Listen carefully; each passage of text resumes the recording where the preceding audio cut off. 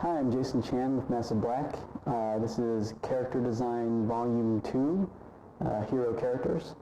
In this demo, I'm going to be exploring 3 different hero characters and showing you different ways to approach a main character of a video game or story and how different character archetypes can affect an audience and pull them into the story. Okay, so the last character I'm going to do in this demo is a female character, female warrior. So the first character we did, the player relates to him because he is similar to the player in some way.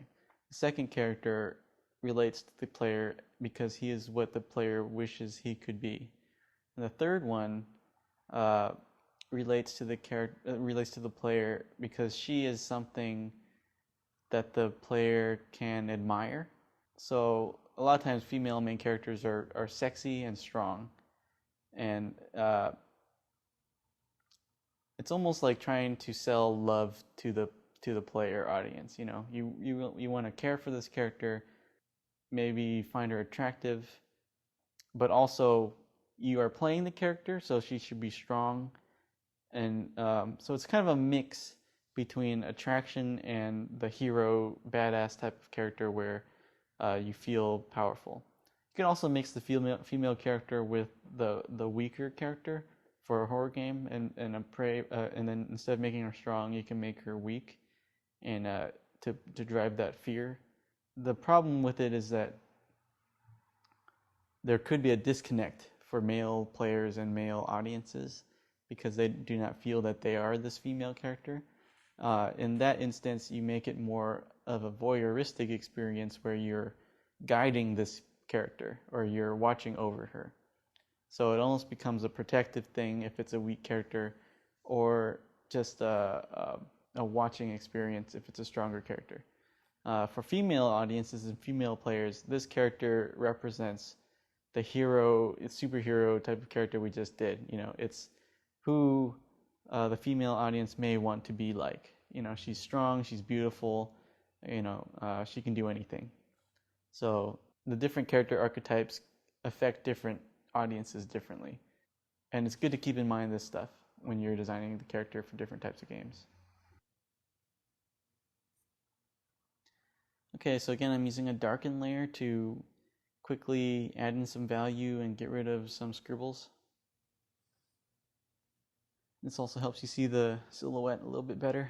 Make sure you like the shape of your character. I'm using an overlay layer to quickly add in some value, just as a starting off point.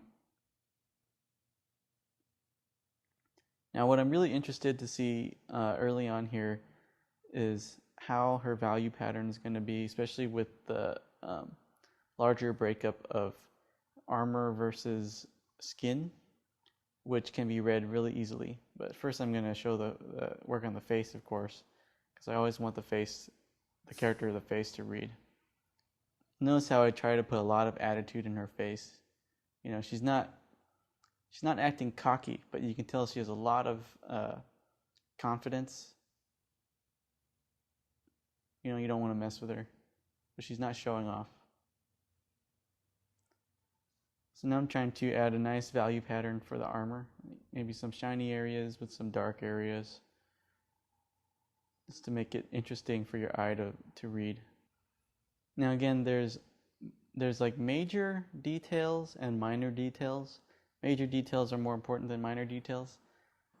I'm adding a little bit of minor details here, little dragon